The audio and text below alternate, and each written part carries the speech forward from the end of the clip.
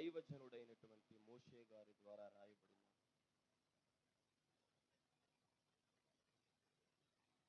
3వ అధ్యాయము నిర్గమాకాండం కాస్త 6వ వచనాన్ని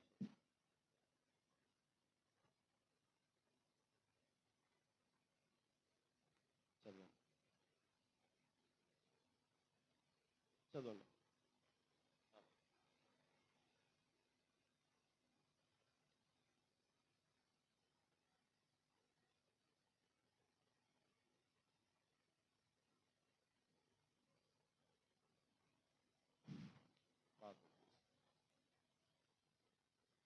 మహాపరిశుద్ధుడు, ప్రేమ కలిగిన మా తండ్రి, ఈ ఘనమైన శ్రేష్టమైన నామానికి లెక్కించలేని వందనాలు, స్తుతులు, స్తోత్రాలు చెల్లిస్తున్నాం.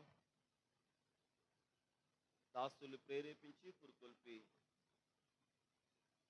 గ్రామక్షేమం కొరకు, సంఘ ఆత్మీయ అభివృద్ధి కొరకు మీరు ప్రతిష్ఠించి ఏర్పాటు చేసినటువంటి ఆత్మీయ కూడుకులను బట్టి నీకు స్తోత్రాలు చెల్లిస్తున్నాను. గత 2 దినాలు దేవునికరంగా ఆశీర్వాదకరంగా జరిగించి దాసులను బిట్టు వాడుకున్నారు.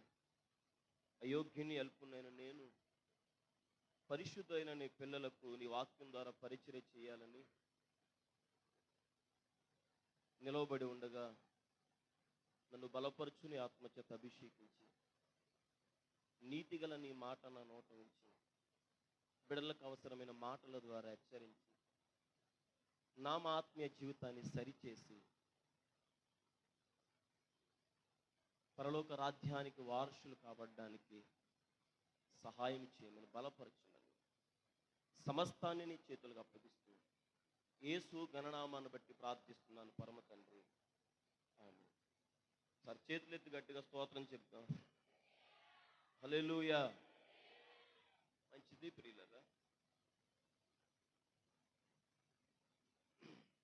ఎవరు మాట్లాడొద్దు, అటు ఇటు లేచి తిరగొద్దు.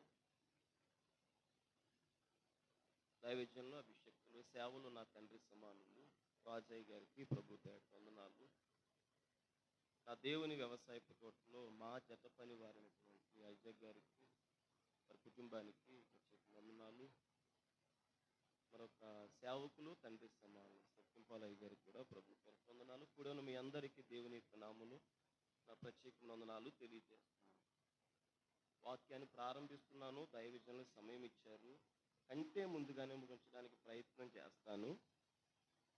బయట పరిస్థితులు ఎలాగున్నా మనం దైవ మందిరంలో ఉన్నాం కాబట్టి కాస్త భయం కలుగుంటే ప్రయాసపడవచ్చు.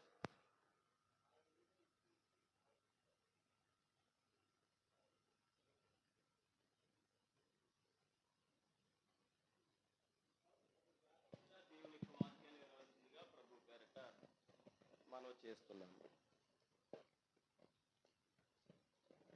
మాట్లాడొద్దు. మీరు ఎంత అలిసిపోయారో 2 రోజులు బట్టి మీకంటే ఎక్కువ అలిసిపోయాను నేను. రమారమి ఇంచుమించు జూలై 2వ తారీఖు నుంచి పగలు రాత్రి విరామం లేకుండా రోజుకి 2 చోట్ల, రోజుకి 3 చోట్ల శరీరం బలహీనమైన, కాస్త షుగరు హై లెవెల్లో ఉన్న, నా కాళ్ళలో కాస్త బ్లడ్ గ్లాట్ అయింది. ఆ పరిస్థితులన్నీ కూడా అధిగమించి ప్రయాసతో మీ మధ్యకు రావడానికి దేవుడు సహాయం చేశాడు. కాబట్టి నిద్రపోవడానికి ప్రయత్నం చేయకండి. నిద్రపోయే అధికారం ఎవరికైనా ఉందంటే ఒకటి రాజయ్య గారికి, ఐజాక్ గారికి. 3 రోజులు కొట్టాలంటే 3 నెలల టెన్షన్ ఉంటుంది. మనం వచ్చి కూర్చొని వెళ్ళిపోవడమే. రెండవది నాకు 2వ తారీఖు నుంచి తిరుగుతున్నాను, జూలై నుంచి. విస్తారమైన పరిచర్య ప్రభు ముందు పెట్టాడు అక్టోబర్ నెలాఖరు వరకు. కాబట్టి కాస్త జాగ్రత్తగా దేవుని యొక్క వాక్యాన్ని వినండి. నేను బైబిల్లోంచి నాకు కావలసిన మాటలు మాత్రమే తీసుకొని వాక్యాన్ని వివరిస్తాను.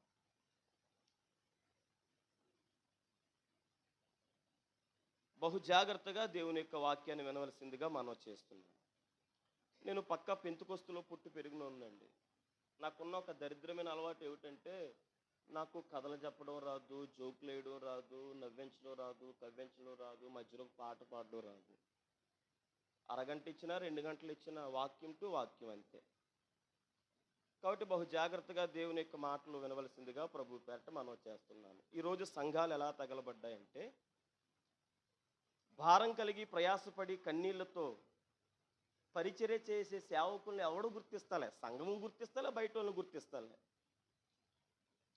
అఫీషియల్గా వచ్చి 4 మాటలు 2 జోకులు చెప్పి ఒక అర్ధగంట శరీర సంబంధం ఉద్రేకాన్ని రప్పించి వెళ్ళిపోయినోడిని మాత్రం గుండెల్లో పెట్టుకుని వాటి వరకు ప్రార్థన చేస్తున్నారు. అది మహాదరిద్ర సంఘాల్లో. నేను ఎక్కడికి వెళ్ళినా చెప్తాను, మీ పాస్టర్ గారి కంటే ప్రపంచంలో ఎవడు గొప్ప కాదు, సతీష్ కుమార్ గారితో సహా. నీ ఆత్మీయ తండ్రి కంటే ప్రపంచంలో ఎవడు గొప్పడు కాదు. నా సంఘానికి నేను చెప్పుకునేది అదే, నాకంటే ఎవడు గొప్పడు కాదని చెప్తాను నా సంఘానికి. మీకు కూడా అదే చెప్తున్నాను. మీ కొరకు కన్నీరు కార్చి విజ్ఞాపన చేసి అంగలార్చి రాత్రి పగళ్ళు మీ క్షేమాభివృద్ధి కొరకు దేవుని పాదాలు పట్టుకొని బలిపీఠం పట్టుకొని సర్వాన్ని విసర్జించి సర్వము దేవుని కొరకు సమర్పించి సంఘమే కుటుంబాన్ని బ్రతుకుతున్నటువంటి నీ సేవకుడు తప్ప ప్రపంచంలో ఎవ్వడు గొప్పోడు కాదు, కాబడడు కూడా. ఇప్పటికీ కూడా ఆంధ్ర తెలంగాణ విరామం లేకుండా తిరుగుతున్నాను. పరిస్థితులు బాగోలే. బొచ్చుడు మంది సేవకులతో పరిచయాలు ఉన్నాయి నాకు. ఏడుస్తున్నారండి సేవకులు.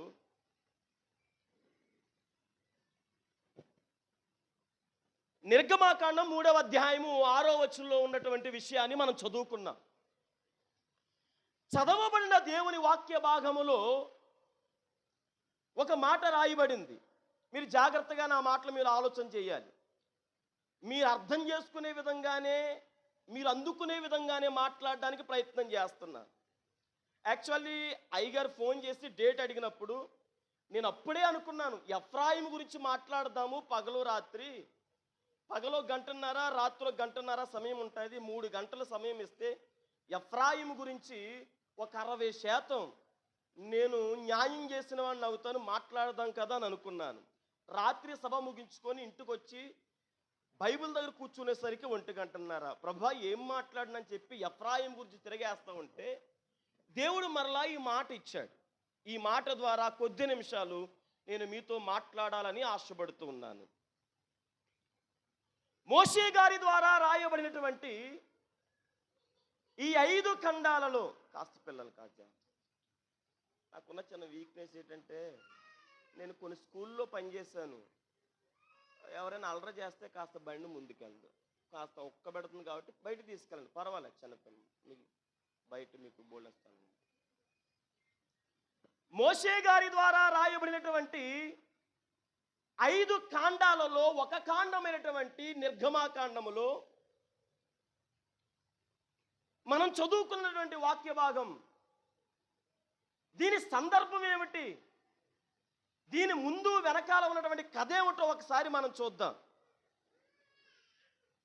రమారమి ఇంచుమించు మోషే గారు 120 సంవత్సరాలు బ్రతికాడు. నా వైపు చూస్తూ వినాలి మీరు. 120 సంవత్సరాలు బ్రతికినటువంటి మోషే గారి జీవితంలో, మోషే గారి యొక్క బ్రతుకులో మనం ఈ సందర్భం చదువుకున్నాంగా. ఈ 3వ అధ్యాయానికి వచ్చాంగా. ఈ 3వ అధ్యాయానికి వచ్చేసరికి రమారమి ఇంచుమించు మోషే గారి యొక్క వయసు 80 సంవత్సరాలు. అంటే 40 సంవత్సరాలు మోషే గారు ఐగుప్తు దేశంలో ఉన్నాడు. కొన్ని పరిస్థితుల కారణంగా మోషే గారు ఐగుప్తు దేశాన్ని విడిచిపెట్టి తన మామ అయినటువంటి ఇత్రో గారి ఇంటికి ఆయన వెళ్ళిపోయాడు. 40 సంవత్సరాలు అక్కడ ఉన్నాడు. మరలా ఆ చివరి 40 సంవత్సరాలు కూడా ఇశ్రాయేలు యొక్క ప్రజల యొక్క ప్రయాణములో ఆయన నివాసం చేస్తూ ఉన్నాడు. జాగ్రత్త వినాలి. 40 సంవత్సరాలు ఐగుప్తు దేశంలో ఉన్నటువంటి మోషే గారు, మరో 40 సంవత్సరాలు మామగారి ఇంట ఉన్నటువంటి మోషే గారు, మరో 40 సంవత్సరాలు ఇశ్రాయేలుకి నాయకుడిగా ఉన్నటువంటి ఈ మోషే గారి జీవితంలో 80 సంవత్సరాల వయసు వచ్చేసరికి ఎప్పటి మాదిరిగానే ఆ రోజు కూడా, నేను చాలా షార్ట్గా చెప్తున్నాను, ఎప్పటి మాదిరిగానే ఆ రోజు కూడా మోషే గారు తన మామ మందను ఆ సీనాయి పర్వత ప్రాంతాలలో మేపడానికి వెళ్ళాడు. మందను మేపుతూ ఉన్నాడు.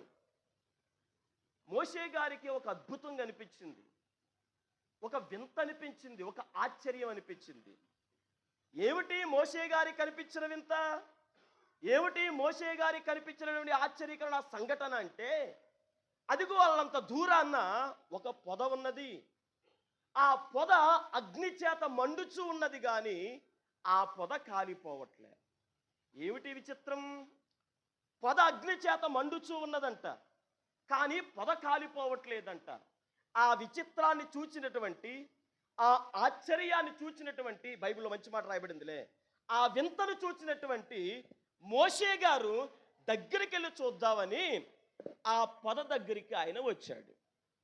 ఆ పొద దగ్గరికి వచ్చి ఆ వింత చూద్దామనుకున్నటువంటి మోషే గారికి మరొక వింత అనుభవం ఎదురయ్యింది. ఆల్రెడీ పొద మండుచూ ఉన్నది, అగ్ని చేత కాలిపోవట్లేదు. అది ఒక ఇంత అయితే, మరొక ఇంత ఏంటో తెలుసా? ఆ పొద నడిమిలో నుండి, ఆ పొద మధ్యలో నుండి ఎవరో మోషే గారితో మాట్లాడుచూ ఉన్నాడు. ఏమిటి? పొద మండుచూ ఉన్నది కానీ అగ్ని చేత కాలిపోవట్లే. ఇదే ఒక ఇంతగా ఉన్నదంటే, పొద నడిమిలో నుంచి, మధ్యలో నుంచి ఏదో ఒక స్వరము వినబడుతుందని చెప్పి మోషే గారు ఆలోచనలో పడ్డాడు. బహుశా బైబిల్లో రాయబడలేదు, కానీ నేను చెప్తున్నానంతే. ఈ మట్టి మస్తిష్కంలో దేవుడించిన చిన్న ఆలోచన. వింతను చూచి ఆశ్చర్యపడ్డాడు. పొద నడిమిలోంచి వస్తున్నటువంటి ఆ స్వరాన్ని చూచి మరీ ఆశ్చర్యపడ్డాడు. బహుశా మోషే గారు అడిగి ఉండొచ్చండి, అడిగి ఉండవచ్చు. ఏమిటి? పొద నడిమిలో నుంచి స్వరము వినపడుతుంది, కానీ మనిషి ఎవరో కనబడట్లేదు.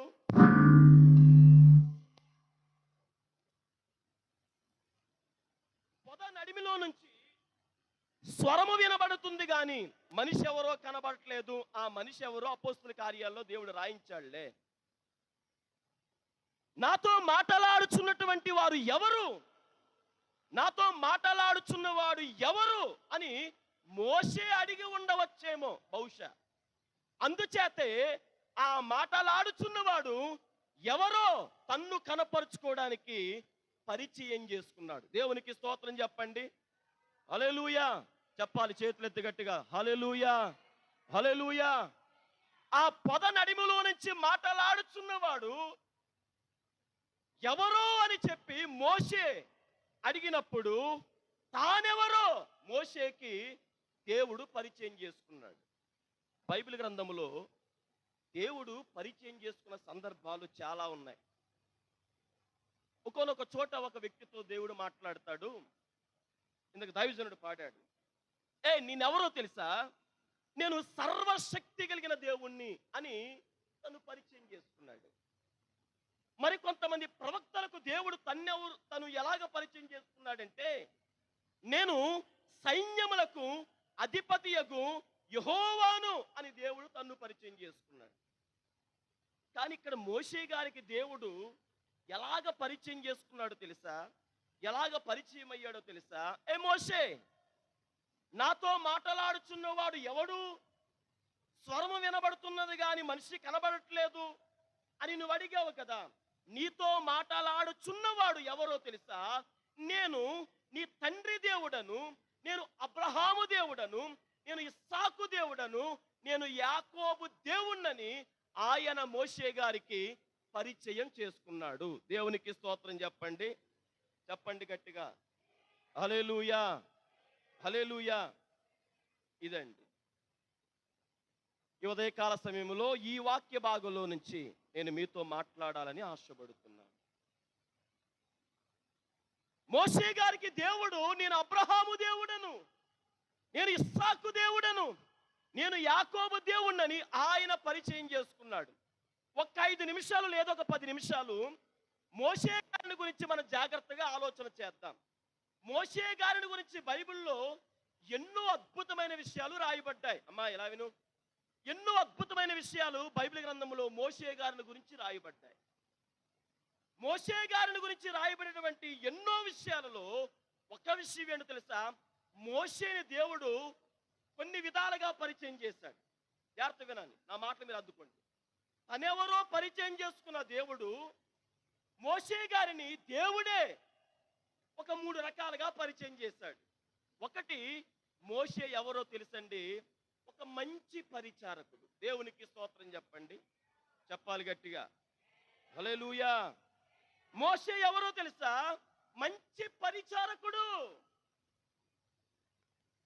పరిచర్య చేసిన వాడు మోషే.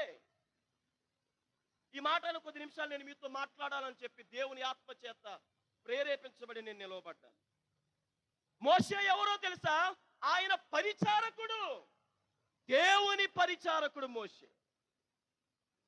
ప్రియ సంఘమా, ఆత్మీయ కూడికలలో ఆత్మీయంగా ఉజ్జీవింపబడ్డానికి, రయ్యన మేఘాల మీద యేసు వచ్చే సమయానికి రివ్వున ఎగిరిపోవడానికి సిద్ధపరచబడుతున్న సంఘమా, పరిచారకులుగా మనం ఉన్నామా లేదా? మనం పరిచర్య చేయగలుగుతున్నామా లేదా? నేను ప్రస్తావిస్తున్న పరిచర్య సేవకుల పరిచర్య కాదు, సంఘ విశ్వాసుల పరిచర్య. నా తల్లి సమానులు ఉన్నారు, నా తండ్రి సమానులు ఉన్నారు. నేను సేవకుణ్ణి అన్నటువంటి ఆలోచన మరచి మీ కుటుంబంలో ఒక సభ్యునిగానే ఉండి నేను మాట్లాడుచున్నాను. ఈరోజు ఈ గాడిద ప్రపంచమంతా తిరగడానికి విరామము లేకుండా, విశ్రాంతి లేకుండా రమారమి ఇంచుమించు 300 సంవత్సరానికి 365 రోజుల్లో 250 రోజుల రమారమి ఇంచుమించే ఉండి దేవుని పరిచర్య చేయడానికి ఈ గాడిదకు దేవుడిచ్చినటువంటి గొప్పతనంలో ఉన్న దాగి ఉన్న మర్మం ఏంటి తెలుసా? నేను పరిచర్య చేశానండి. 13 సంవత్సరాలు చింతపల్లి లాకులో ఏస్తాస్ గారి యొక్క 2వ కుమారుడైన డేవిడ్ విల్సన్ గారి యొక్క చర్చిలో 13 సంవత్సరాలు నేను పరిచర్య చేశాను. ఏ పరిచర్య చేశారు సార్? పాటలు పాడారా? లేదు సార్. ఆరాధన చేసావా? లేదు సార్. మనకెవలే ప్రసంగం చేయడానికి అవకాశం ఇచ్చారా? లేదు సార్. మరి 13 సంవత్సరాలు చింతపల్లిలాకులో నేను ఊర్ల పేర్లతో సహా చెప్తున్నా, వెళ్ళి కనుక్కోండి. అబద్ధపడాల్సిన కారణం నాకేం లేదు. 13 సంవత్సరాలు నా ఆత్మీయ తండ్రి దగ్గర మందిరములో ఉండి ఈ గాడిద పరిచర్య చేసింది. ఏ పరిచర్య చేసిందో తెలుసా? నేను బాత్రూమ్స్ కడిగానండి. మా పాస్టర్ గారి బట్టలు ఉతికానండి. ఆయన కాళ్ళు పట్టానండి. రమారమి ఇంచుమించు 350 మంది కలిగినటువంటి సంఘం అండి. మందిరాన్నంతటిని కుంటోడే చీపుర పట్టుకొని తుడిచాడండి. వెళ్ళి అడుక్కోవచ్చు. లేకపోతే ఈ ఊర్లోనే ఒక సాక్ష్యం ఉన్నది. ఆయన బాబాయ్ అని పిలుస్తారు, కొబ్బరికాయల వ్యాపారం చేస్తారు. సత్యబాబు గారు వెళ్ళి అడగండి సార్, ఆయన చెప్తాడు. మా సంఘానికి సాయంత్రం వెళ్ళి అడగండి. మధ్యాహ్నం ఆ కాలు లేనటువంటి మామిడాడు నుంచి ఒక సుదర్శన్ పాలైనటువంటి వ్యక్తి వచ్చాడు. ఏదో పరిచర్య చేశారు అంటున్నాడు. ఒకసారి ఆయన గురించి చెప్పండి సార్ అని ఆయన దగ్గరికి వెళ్ళి కూర్చోండి. ఆయన నేను చెప్పేది అవాస్తవం అయితే నేను చెప్తున్నాను, జీవితంలో మరలా మీ మందిరపు గడప నిందో. మా పాస్టర్ గారు కాలు పట్టాను సార్, నేను బాత్రూమ్స్ కడిగాను, నేను మందిరాన్ని తుడిచాను, సభలకు బరకాలేశాను, మీటింగ్ అయిన తర్వాత కుర్చీలు ఎత్తాను. ఆ పరిచర్యే ఈ గాడిదను ప్రయోజకుడుగా మార్చింది. ఇంకేం లేదు సార్. నేను అడుగుతున్నాను, ఈ గాడిద ప్రయోజనకరమైన వ్యక్తిగా మార్చబడ్డాడే, రొచ్చు గాడిద నన్ను దేవుడు స్వార్థ గాడిదగా మార్చడానికి, విరామము లేని విశ్రాంతి లేని పరిచర్య ఈ కుంటోడికి దేవుడు ఇవ్వడానికి లోపల దాగి ఉన్న పరమార్థం ఏంటి తెలుసా? నేను పరిచర్య చేశాను. సంగమా, ఆత్మీయ ఉజ్జీవ కూడికల్లో ఉన్నారు కదా. నేను చెప్పాను, నేను మిమ్మల్ని 4 మాటలు చెప్పి తవ్వించి నవ్వించి 4 పాటలు పాడి ఉబ్బు తవ్వింపు చేసి, పాస్టర్ గారు మరలా మీరు పిలిస్తే ఆ పాస్టర్ గారిని పిలండి అని చెప్పించుకోవడానికి నేను రాలే. అంత కర్మ నాకు పట్టలే. పరిచర్య చేయగలుగుతున్నావా? పరిచర్య చేయగలుగుతున్నావా? నేను అడుగుతున్నాను సంగమా, నిన్ను మందిరం తుడుస్తున్నావా? బాత్రూమ్స్ కడుగుతున్నావా? నేను నువ్వు ఎవడవైతే ఏం కావాలి? నీకు డబ్బు ఉండొచ్చు, కులంలో ఉన్నతమైన స్థితిలో ఉండొచ్చు, అయితే ఏంటి? మోషే చిన్నోడండి. ఐగుప్తు మహారాజ్యానికే ఐగుప్తు మహా సామ్రాజ్యానికే రాజండి బాబు. ఆయనే పరిచర్య చేశాడు. నా ఆశ, నా వాంఛన, తపన, నా తృష్ణ, నేను ఎలాగైతే పరిచర్య చేసి ఒక ప్రయోజనకరమైన వ్యక్తిగా నా దేవుడు నన్ను మార్చాడు, ఈ బేతేలు ప్రార్థనా మందిరములో అనేక మంది పరిచారకులను నా దేవుడు లేపును గాక. చేతులెత్తి గట్టిగా దేవునికి స్తోత్రం చెల్లిందా. లేపును గాక, లేపును గాక. ఆ పరిచర్య కృపను దేవుడు మీ మీద కురిపించును గాక.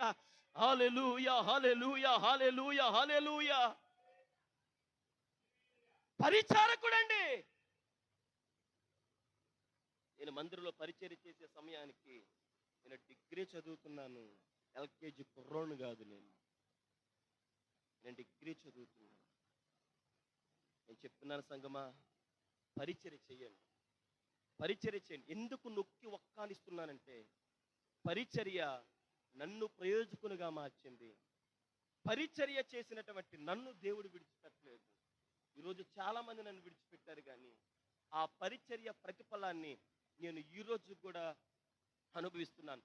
ఆ రోజు నా ఆత్మీయ తల్లి సంఘంలో పరిచర్య చేశాను కాబట్టి ఈరోజు పరిశుద్ధులైన మీకు వాక్యము ద్వారా పరిచర్య చేసే భాగ్యాన్ని దేవుడు నాకు ఇచ్చాడు. చెప్తున్నాను, పరిచర్యలోనే గొప్పతనం ఉన్నది. పరిచర్య నిన్ను వృద్ధిలోకి తీసుకొచ్చేది, పరిచర్య నిన్ను ఆశీర్వదించేది. మరి మీ పాస్టర్ గారు మీకు చెప్తారో లేదో నాకు తెలియదు, కానీ ఆయన చెప్పకుండానే పరిచర్య చెయ్యండి. 3 రోజులు మీటింగ్స్ సహకరించండి. పొట్టి పెట్టి పిలవసరం లేదు సార్, పేరు పెట్టి మైక్లో అనౌన్స్ చెయ్యవసరం లేదు సార్. అసలు అలా బొట్టి పెట్టి పిలిచి పేరు పెట్టి పిలిపించుకొని పరిచర్య చేస్తే, నేను చెప్తున్నాను, అలాగ ఒకవేళ బొట్టి పెట్టి పేరు పిలిచి పరిచర్య కొరకు నేను ఆహ్వానిస్తే నువ్వు రావద్దు. దానివల్ల ప్రతిఫలం లేదు. ఆయన పిలవకుండానే, ఆయన అడగకుండానే, అయ్యా నేను పరిచర్య చేస్తాను సార్ ఈ 3 రోజులు, ప్రతిష్ఠించుకుంటాను, ఏదైనా ఉంటే నాకు చెప్పండి, ఇంకెవరికి చెప్పొద్దే, నాకు చెప్పండి. నీళ్ళు కడగాడా, నేను కడుగుతాను. బాత్రూమ్స్ కడగాల, నేను కడుగుతాను. మందిరం తొడాలా, నేను కడుగుతాను. నాకు చెప్పండి, ఇంకెవరికి చెప్పొద్దు అన్నటువంటి ఒక భరోసాని సేవకుడికి ఇస్తే పాస్టర్ గారులే మందిరాలు తుడుచుకోవాలి, పాస్టర్ గారులే చాపలు వేసుకోవాలి, పాస్టర్ గారులే కుర్చీలు వేసుకోవాలి, పాస్టర్ గారులే టీ పెట్టివ్వాలి, పాస్టర్ గారే టీ పెట్టివ్వాలి. వచ్చిన స్పీకర్ యొక్క ప్రతి అవసరత కూడా పాస్టర్ గారు చూసుకోవాలి. సంఘానికి ఏమీలే. ఎలా దీవించబడతాం సార్ మనం, ఎలాగ ఆశీర్వదించబడతామండి. మోషేని దేవుడు ఎలాగ పరిచయం చేశాడో తెలుసా? పరిచారకుడండి మోషే, పరిచారకుడండి.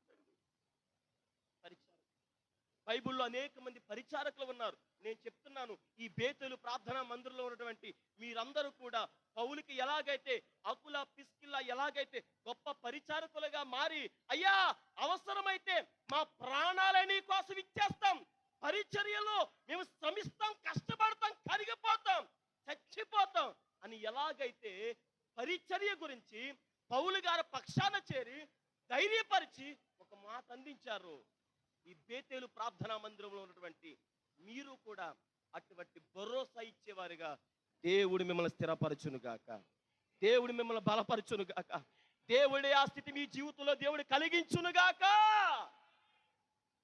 గొప్ప పరిచారకుడండి మోషే. రెండవది, మోషే గారి గురించి బైబిల్లో రాయబడిన మాట ఏంటి తెలుసా? మోషే నమ్మకమైనవాడు. మోషే ఎవరు? నమ్మకమైనవాడు. ఈరోజు అడుగుతున్నాను సంగమా, నమ్మకమైన వ్యక్తులుగా మనం ఉన్నామా? మనం దేవుని నమ్మడం పెద్ద గొప్ప ఏం కాదు సార్. వేశ్య కూడా నమ్ముతుంది దేవుణ్ణి, దొంగోడు కూడా నమ్ముతున్నాడు దేవుణ్ణి, అబద్ధ బోధకులు కూడా దేవుణ్ణి నమ్ముతున్నారు. మనము దేవుని నమ్మడం పెద్ద గొప్ప ఏం కాదు సార్. ప్రపంచంలో చాలా మంది దేవుణ్ణి నమ్ముతున్నారు. దేవుడు లేనన్న వారి జీవితాల్లో కూడా దేవుని నమ్మేటటువంటి ఆలోచన ఉన్నది వాళ్ళకి. మనము దేవుణ్ణి నమ్మడం కాదు, ఆయన మనల్ని నమ్మాలి. అదండి నమ్మకత్వం అంటే. మోషే ఎలాగైతే నమ్మకమైన వాడిగా ఉన్నాడో, మన జీవితాల్లో మన బ్రతుకులో కూడా నమ్మకమైన వారిగా ఉందుముగాక. చెప్పండి హల్లెలూయా. మోషే గురించి దేవుడు ఇస్తున్న స్టేట్మెంట్, ఈ మోషే నా ఇల్లంతటిలో నమ్మకమైన వాడు. ఈరోజు అడుగుతున్నాను, ఆ దేవుడు ఆ మోషే గురించి చెప్పినట్టు ఈరోజు దేవుని పక్షంగా యాజకుడిగా నిలబడినటువంటి మీ పాస్ట్ గారు మీ గురించి నాలాంటి గాడిదలకు చెప్పగలడా? మీరు నమ్మకమైన వారండి. నమ్మకమైన వ్యక్తులుగా మనం ప్రతి విషయంలో కూడా మనం నమ్మకమైన వారిగా ఉందాం. ప్రార్థించే విషయంలో, ఉపవసించే విషయంలో, మందిరానికి వచ్చే విషయంలో, సేవకునికి సహకరించే విషయంలో, సేవకుడు అప్పగించిన పని చేసే విషయంలో, దేవునికి ఇచ్చే విషయంలో నమ్మకమైన వారిగా ఉండు. నమ్మకమైన వ్యక్తిగా మనం ఉంటే, మన జీవితాల్లో మనం మసులుకుంటే దేవుడు మనకి ఇచ్చేది ఏంటో తెలుసా?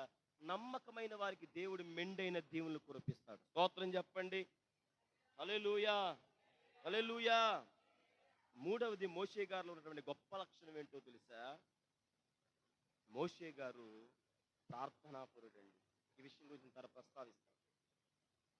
మోషే గారు ప్రార్థనాపరుడు. ఇశ్రాయేలు మోషే గారి దగ్గరకు వచ్చి ఏది అడిగినా సరే మోషే గారు ఒకటే అన్నాడు, నేను ఇవ్వడానికి దేవుణ్ణేం కాదు, నేను వెళ్ళి దేవుణ్ణి అడుగుతాను, దేవుడేమికి ఇస్తాడని. ప్రతి సమస్య ఎదురైనప్పుడు ఆ సమస్య పక్షాన మోషే మోకరించి ప్రార్థించి ఇశ్రాయేలుకు ఏది కావాలో దాని ప్రార్థన ద్వారా ఇశ్రాయేలుకు మోషే అందించాడు. దేవునికి స్తోత్రం చెప్పండి. ఈ మూడు విషయాలు మనసులో పెట్టుకొని, సమయం అవుతుంది, నేను అనుకున్న వాక్య భాగాలకు ఇంకా రాలే. ఆయన గొప్ప పరిచారకుడు. రెండవది, నమ్మకమైన వాడు. మూడవది, మంచి ప్రార్థనాపరుడు. అందుకేనేమో పరిచారకుడైనటువంటి, నమ్మకమైన వాడైనటువంటి, గొప్ప ప్రార్థనాపరుడైనటువంటి మోషే గారినే దేవుడు ఎన్నుకొని 430 సంవత్సరాల ఐగుప్తు దేశంలో భయంకరమైన శ్రమలు, బాధలు, కష్టాలు, ఇరుకులు, ఇబ్బందులు, శోధనల చేత, అవమానాల చేత పట్టి పీడించబడుతూ బ్రతుకులు, జీవితాలు ఏమవుతాయో తెలియక అయోమయ పరిస్థితుల్లో ప్రయాణం చేయబడుతున్నటువంటి ఇశ్రాయేలు పక్షాన ఉండి మోషే గారి ఆధ్వర్యములో ఇశ్రాయేలు యొక్క విడుదలకు మోషే కారకుడయ్యాడు. దేవునికి స్తోత్రం. ఊరికనే గొప్పోళ్ళు ఎవరైపోరు సార్. గొప్ప మహానాయకుడిగా మోషే గారు నియమించబడ్డాడంటే వెనకాల పరిచర్య ఉన్నది, వెనకాల నమ్మకత్వం ఉన్నది, వెనకాల ప్రార్థనా జీవితము చెప్పాలి ఉన్నది. ఈ మూడింటిని బట్టే దేవుడు మోషే గారిని ఒక నాయకుడిగా ఇశ్రాయేలుకు నియమించాడు. స్తోత్రం చెప్పండి. హల్లెలూయా. చదువుకున్న బిడ్డలు చాలా మంది ఉన్నారు, లేకపోతే బిడ్డల కన్నా తల్లిదండ్రులు చాలా మంది ఉన్నారు. ఈ మూడు విషయాలు మీ బిడ్డలకు నేర్పండి. ఈ గాడిదను ప్రయోజకుడిగా మార్చిన దేవుడు ఖచ్చితంగా మీ బిడ్డలను కూడా ప్రయోజనకరమైన వ్యక్తులుగా మారుస్తాడు. మోషేనే గొప్ప నాయకుడిగా ఇశ్రాయేలు కొరకు నియమించిన దేవుడు మీ బిడ్డలను కూడా దేశాన్ని శాసించే, దేశాన్ని పాలించేటటువంటి గొప్పవారిగా దేవుడు చేస్తాడు. నమ్మిన వారు స్తోత్రం చెప్పండి. చెప్పు గట్టిగా, హల్లెలూయా, హల్లెలూయా. అందుచేతనే మోషే గారితో తన్నెవరో పరిచయం చేస్తున్నారు. నా వాక్య భాగంలోకి వస్తున్నాను, బహు జాగ్రత్తగా వినండి. నేను అబ్రహాము దేవుడను, ఇస్సాకు దేవుడను, యాకోబు దేవుడని దేవుడు మోషే గారితో పరిచయం చేసుకున్నాడు. ప్రభు చిత్తమైతే, దేవుని రాకడ ఆలస్యమైతే, మరలా ఎప్పుడైనా ఈ గాడిద మీ మధ్యకి రావాలని ఆయన సంకల్పిస్తే అప్పుడు వచ్చి అబ్రహామును గూర్చి, ఇస్సాకును గూర్చి కొన్ని విషయాలు నేర్చుకుందాం. నాకివ్వబడిన సమయాన్ని బట్టి, నేను ఎన్నుకున్న వాక్య భాగం ఇది, నా సమయాన్ని బట్టి ఇదైతే నేను ముగించగలనేమో, 1-2 పాయింట్లు వరకు న్యాయం చేయగలనేమో అని చెప్పి ఈ వాక్య భాగాన్ని ఎన్నుకున్నాను. అబ్రహాము గురించి పక్కన పెడదాం, ఇస్సాకును గురించి పక్కన పెడదాం. ఆ ఇద్దరు వ్యక్తులు ప్రక్కన పెట్టి ఈ మధ్యాహ్నం మోషే గారికి దేవుడు తను ఎలా పరిచయం చేసుకున్నాడంటే, ఏ మోషే, నేను ఎవరో తెలుసా? నేను యాకోబు దేవుణ్ణి అని మోషే గారికి దేవుడు తను పరిచయం చేసుకున్నాడు. చేతులెత్తి స్తోత్రం చెప్పండి. హల్లెలూయా, హల్లెలూయా. నేను ఎవరి దేవుణ్ణో తెలుసా? నేను యాకోబు దేవుణ్ణి. ఇదే మాట మనసులో పెట్టుకోండి. ఆయన ఎవరు దేవుడంట? యాకోబు దేవుడు. బైబిల్ అంతా కూడా ధ్యానించానండి. బైబిల్ అంతా చూచాను.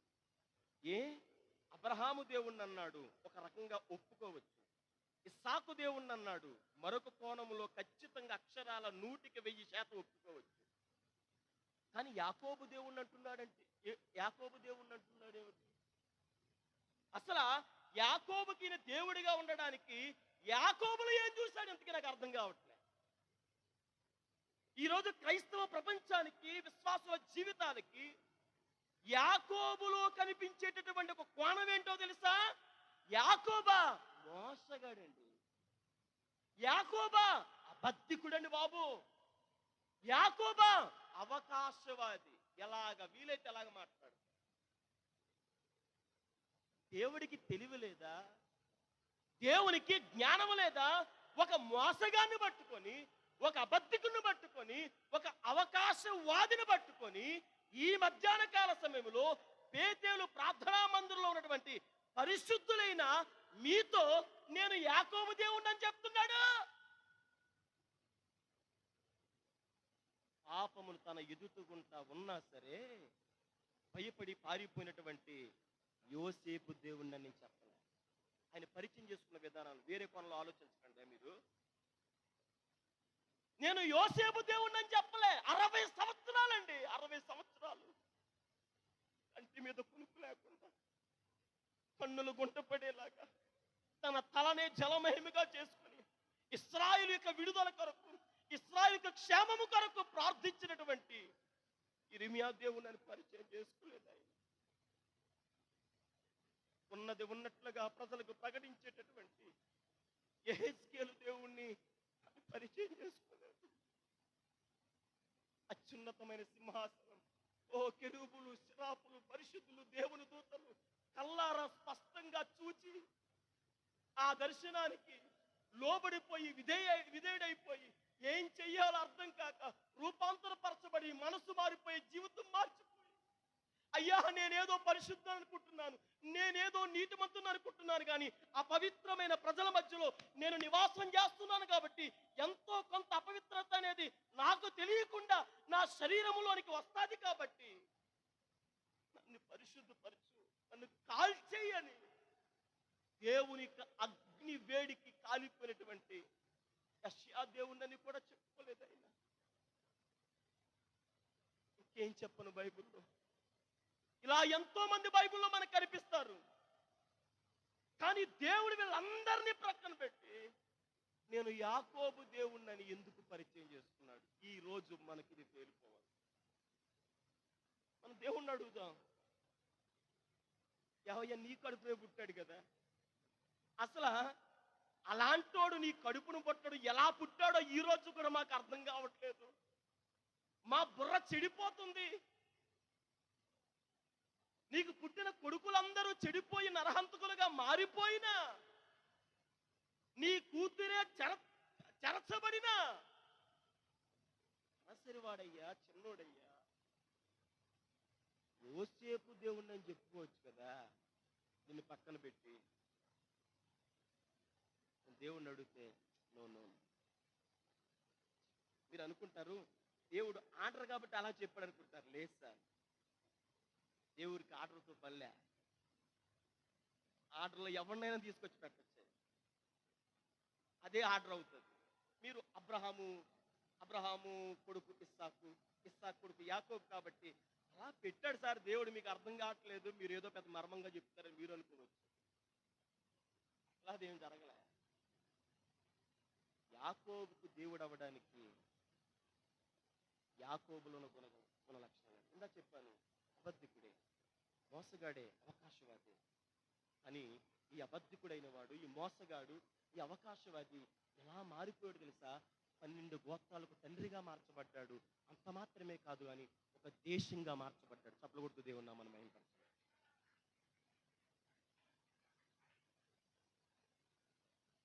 సమాజంగా సార్ 12 గోత్రాలకు తండ్రిగా మార్చబడ్డాడు. దేవుణ్ణి అడిగితే యాకోబు ఎవరంటే, యాకోబు ఎవరు కాదు సార్, ఒక దేశమే యాకోబు.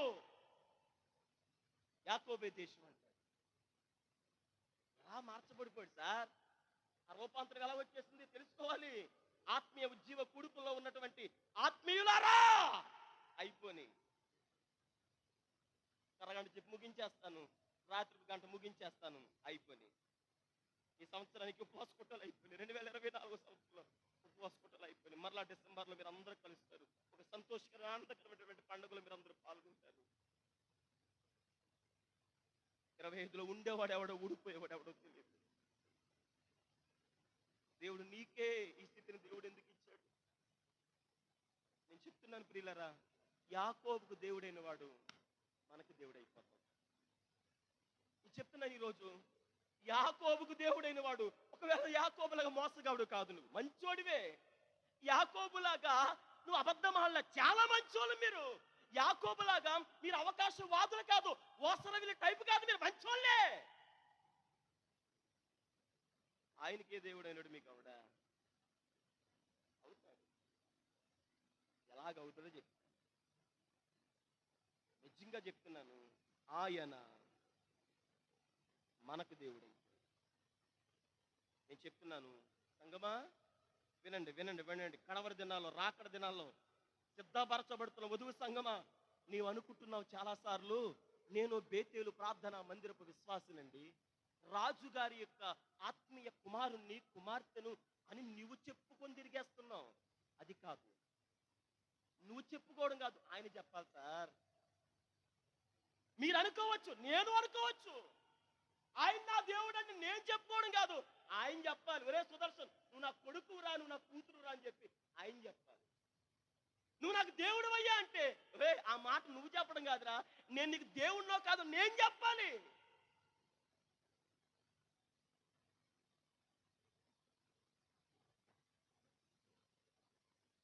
ఐజక్కయ్య గారికి పిల్లలు ఉన్నారు,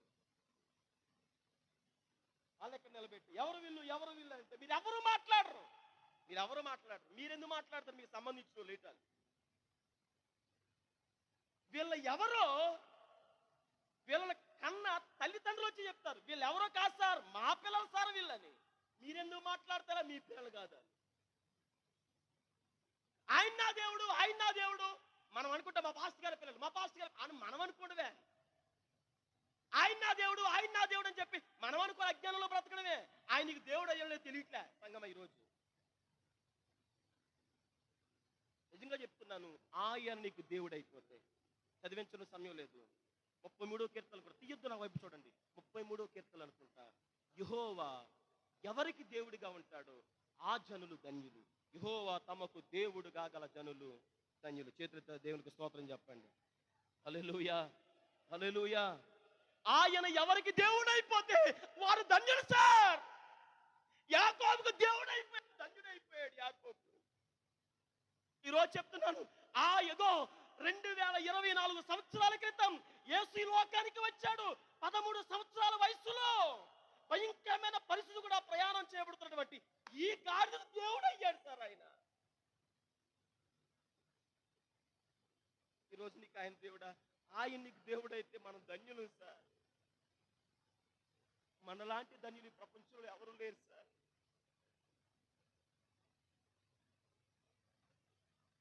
మొన్న ముఖేష్ అంబానీ గారి యొక్క అబ్బాయి కొడుకు పెళ్ళి అయింది. సమారం ఇంచుమించు 5,000 కోట్లు ఖర్చు అయిందంట పెళ్లికి, మనకు తెలియదు. మీ ఊర్లో ఎవరికైనా ఇన్విటేషన్ వచ్చిందంటే పెళ్లికి రమ్మని?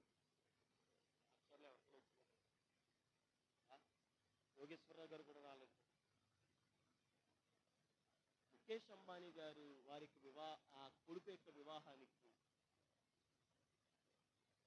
కొద్దిమంది మాత్రం ఇన్వైట్ చేశాడు. అది కూడా ఎవరినో తెలుసండి, ప్రముఖ రాజకీయవేత్తలు, మంచి సెలబ్రిటీస్ ఎన్నుకొని ఏరి వాళ్ళ కొరకు 100 హెలికాప్టర్లు పంపించి వాళ్ళు రప్పించుకున్నాడు.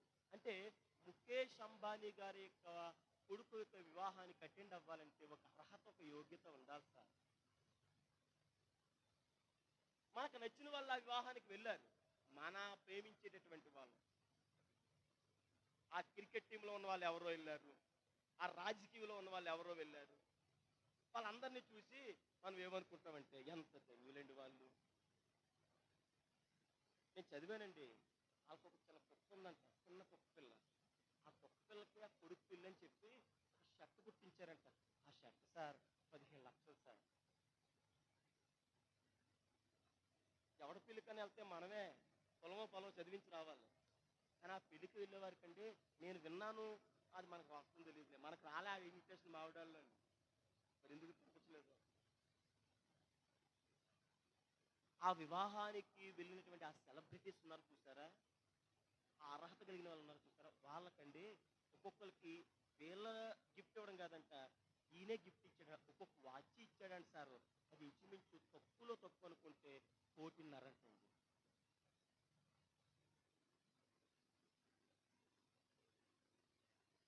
మనం అనుకుంటాం సార్, ముఖేష్ అంబానీ పెట్టేటువంటి ఆ విందు భోజనం స్వీకరించడానికి వెళ్ళినటువంటి గొప్పలు అనుకుంటాం సార్. ఇంకా ముఖేష్ అంబానీ ఎంత ఏడుస్తున్నాడో తెలుసండి. కొన్ని వేల కోట్లు పెట్టి తన కొడుకు పెళ్లి చేశాడు, కానీ అంబానీ గారికి సంతోషం వేస్తాడు, ఆనందం వేస్తాడు. ఎందుకంటే తన కొడుకు రేపు మాపో చచ్చిపోబోతుంది. రేపు మాపో చచ్చిపోతే తన కొడుకు ఆనందపరచడానికి, సంతోషపరచడానికి కొన్ని వేల కోట్లు ఇచ్చించి ప్రపంచంలోనే తనకు నచ్చిన వారు, ద మోస్ట్ ఇంపార్టెంట్ సెలబ్రిటీస్ అందరినీ కూడా రప్పించాడు. ఎందుకో తెలుసా? తన కొడుకు ఆనందం కోసం. ఆనందం ఎంతో తెలుసా? కొన్ని సంవత్సరాలు మాత్రం ప్రేమి, ఇతడు చచ్చిపోతాడని తెలిసినా సరే ఆమె పెళ్లి చేసుకుంది. డబ్బాసి కాదు సార్, నేను చదివాను, ఆమెకు కూడా కొన్ని కోట్లు ఉన్నాయంట. లోక సంబంధమైనటువంటి ఒక వివాహానికి మనం అటెండ్ అవ్వాలంటే యోగ్యత చూస్తారు, ఒక స్టేటస్ చూస్తారే. మరి పరలోక రాజ్యంలో ఒక భోజనం జరగబోతుంది సార్, ఒక పెళ్లి జరగబోతుంది సార్. దానికి కూడా ఒక స్టేటస్ కావాలి సార్, దానికి కూడా ఒక అర్హత ఉంది సార్. నేను చెప్తున్నాను, ఎక్కడికి వెళ్ళినా నా బోధ ఇలాగ ఉంటుందండి. రక్షించబడిన వాళ్ళందరూ పరలోకం వెళ్ళిపోరు సార్, మందిరానికి వచ్చిన వాళ్ళందరూ పరలోకం వెళ్ళిపోరు సార్. పరలోకం ఎవరు వెళ్తారో బైబిల్లో రాయబడింది. బహుశా నేను అనుకుంటాను నేను 13 సంవత్సరాల వయసులో రక్షించబడ్డాను, మారు మనసు పొందేశాను, పరిచయలో ఉన్నాను. దేవుడు నన్ను హెచ్చించాడు, ఘనపరిచాడు, 2 సంఘాలు అప్పగించాడు. విరామం లేకుండా, విశ్రాంతి లేకుండా ఆంధ్ర, తెలంగాణ, ఒరిస్సా వరకు వెళ్ళిపోయి స్వార్థ పరిచయం చేస్తున్నాను. 365 రోజుల్లో రమారం ఇంచుమించు ఒక 250 రోజులు బయటే నేను పరిచయంలో ఉంటున్నాను. బలహీనత అయినా, కుంటూ నేను సరే, నడవడానికి ఓపిక లేకపోయినా సరే, ఎంత దూరమైనా సరే బండి మీద ప్రయాణం చేసుకుంటూ నా కూతుర్ని, నా భార్యను విడిచిపెట్టి కూడా నేను ఎప్పుడు వెళ్తానో తెలియదు సార్, ఎప్పుడు వస్తానో తెలియదు సార్, నేను ఎక్కడ ఉంటా. రాత్రి నేను 12:30 తాగింది ఏంటో తెలుసా? జావ సార్. జావ తాగి ఇంటికి వచ్చాను సార్. నేను ఎలా ఉంటాను, ఎప్పుడు ఉంటాను, ఎక్కడ ఉంటాను తెలియదు సార్.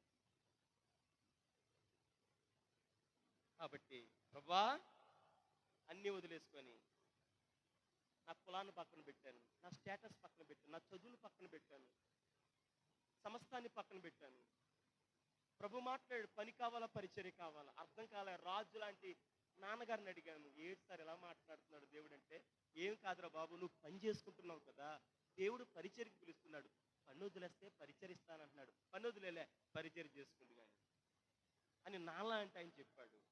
పన్ను వదిలేశాను సార్, ఉద్యోగం వదిలేశాను సార్, పరిచర్యకు వచ్చాను సార్. పరిచర్యకు వచ్చిన దగ్గర నుంచి కంటిన్యూ నిద్రలేదు సార్, కడుపు నిండా తిండి లేదు సార్, సరైన సుఖం లేదు సార్. మందిర సమస్య, ఇంట్లో సమస్య, బయట సమస్య, వీటన్నిటిని బట్టి అతి చిన్న వయసులోనే 250 దగ్గరికి షుగర్ వచ్చేసింది సార్ నాకు. బహుశా నేను అనుకోవచ్చు, ఇంత నలిగిపోయి కరిగిపోయి కరిగిపోతున్నానే, నేనే పరలోక రాజ్యం వెళ్ళిపోతానంటే నాలాంటి దరిద్రుడు బుద్ధిహీనుడు ప్రపంచంలో ఎవడం ఉంటుంది సార్. మనం అనుకుంటాం అంతే. ఆయన ఎవరికి దేవుడు అవుతాడో వారు ధన్యులు. యాకోబుకు ఆయన దేవుడు అయ్యాడు. ఇప్పుడు నేను వాక్యంలోకి వస్తున్నాను, మాట్లాడుకుందామే, ఉపదేశం చేసుకుందాం. వాక్యం అయిపోయింది, ఇప్పుడు మనం మాట్లాడుకుందాం. ఇది ఆత్మీయ కూడికలు అని దైవజనుల ద్వారా నామకరణం చేయబడ్డాయి. బట్ ఏంటి సార్ దీని అర్థం ఏమిటంటే, ఏమీ లేదు సార్, మా బిడ్డలు ఆత్మీయంగా వర్ధిల్లాలి, ఆత్మీయంగా అభివృద్ధి చెందాలి, ఆత్మీయంగా విస్తరించాలి, ఆత్మీయంగా ఎదగాలి.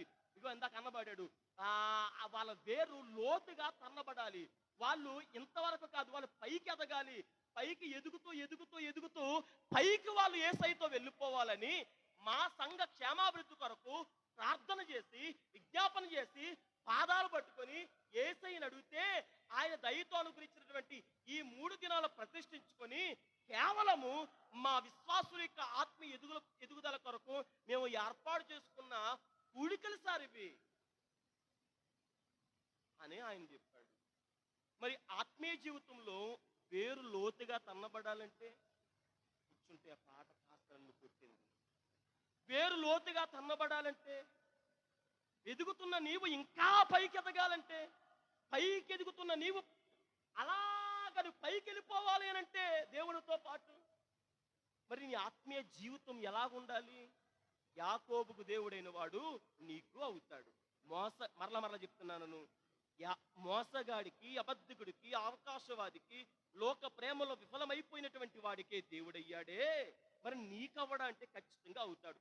ఈయనకి ఎలా దేవుడయ్యాడు ఇప్పుడు మనం తెలుసుకుంటే ఖచ్చితంగా వీళ్ళలో ఉన్న గుణగణాలు మనలో ఉంటే, నాలో ఉంటే నాకు దేవుడే సార్. అప్పుడు ధైర్యంగా కాళ్ళు రెగరేసుకొని మనం ధైర్యంగా చెప్పుకోవచ్చు, ఆయన నాకు దేవుడు. యేసయ్యను అడుగుదామే, యాకోబుకు దేవుడు ఎలాగయ్యావయ్యా? అసలు యాకోబులో నువ్వు చూసిన క్వాలిఫికేషన్ ఏమిటి, లక్షణాలు ఏమిటి అని ఒకవేళ గనక దేవుణ్ణి మనం అడిగితే ఆదికాండం 33వ అధ్యాయం త్వరగా 2 మాటలు చూపించే. ఓకే, నా సమయం దగ్గర పడుతుంది.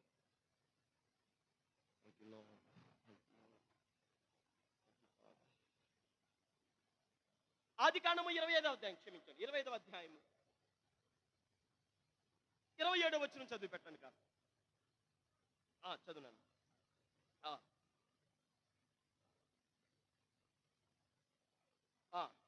విను విను విను విను యాకోబు సాధువై గుడారములలో నివసించుచుండెను. చేతులెత్తి గట్టిగా స్తోత్రం చెప్పగలరా? మరలా కాస్త గట్టి చెప్పండి, ధైర్యంగా చెప్పండి సార్, ఎవలేమనుకోరు. హల్లెలూయా! నాకున్న సమయాన్ని బట్టి ఈ వాక్యులు కాస్త వెళ్తారు. అమరం 2 పాయింట్లు ఉన్నాయి, అవన్నీ చెప్పండి. యాకోబుకైనా ఆయన ఎలాగ దేవుడయ్యాడు అని అంటే, యాకోబుని గురించి పరిశుద్ధాత్మ దేవుడు ప్రత్యక్షంగా బైబిల్లో రాయించి ఉంచినటువంటి మాట ఏంటో తెలుసా? నేను ఇందా చెప్పాను, నాకు కావలసిన మాటే తీసుకుంటాను. ఆ సాధువై అన్న మాట గురించి వెళ్తే చాలా సమయం పడుతుంది. యాకోబంట ఆయన నివాసం ఎక్కడో తెలుసా? గుడారములో నివసించుచుండెను. యాషావు ఏకాటుడి యందు నేర్పరి అరణ్యంలో నివాసం చేశాడు. యాకోబు సాధువై గుడారంలో నివాసం చేశాడు. యాషావు అరణ్యంలో ఉన్నాడంట, యాకోబేమో గుడారంలో ఉన్నాడంట.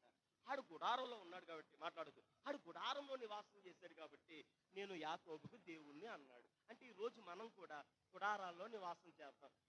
అంటే మనకున్న మూడంతస్తుల బిల్డింగ్లు కూల్ చేసుకుందామండి, మనకున్న డాబాలు కూల్ చేసుకుందామండి, మనకున్న పెంకిళ్ళు కూల్ చేసుకొని మనము సప్లై కంపెనీకి వెళ్ళి ఒక టెండర్ తెచ్చుకొని గుడారంగా వేసుకొని దాంట్లో నివాసం చేస్తాం. అదార్థం. యాకోబు గుడారములో నివసించాడు అని అంటే మనం ఆలోచించిన రీతిగా శరీర సంబంధమైన గుడారం గురించి ప్రభు మాట్లాడతాలే. ఈ గుడారం గురించి బైబిల్లో 4 అర్థాలు ఇవ్వబడ్డాయి. నేను చూపించిన సమయం లేదు కాబట్టి ఈ గుడారం గురించి బైబిల్లో 4 అర్థాలు ఇవ్వబడ్డాయి. ఇర్మియాను అడుగుదాం. యాకోబు అంట గుడారాలో నివసించాడంట, అర్థం కావట్లే మాకు. అసలు ఆ గుడారం అంటే ఏంటి అని ఇర్మియాను అడిగితే ఇర్మియా అంటాడు, గుడారం అంటే ఏంటి కాదు, గుడారం అంటే ఏంటో తెలుసా? నా శరీరమే గుడారం అంటాడు. కాస్త బయటికి పంపించచ్చు కదా, చూసి నవ్వుతున్నారు ఆడుతున్న వాళ్ళనే.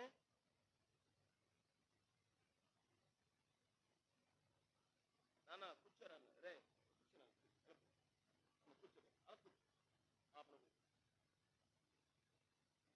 ఇర్మియాని అడిగితే గుడారం అనే మాటకు ఇర్మియా ఇచ్చే అర్థం ఏంటో తెలుసా?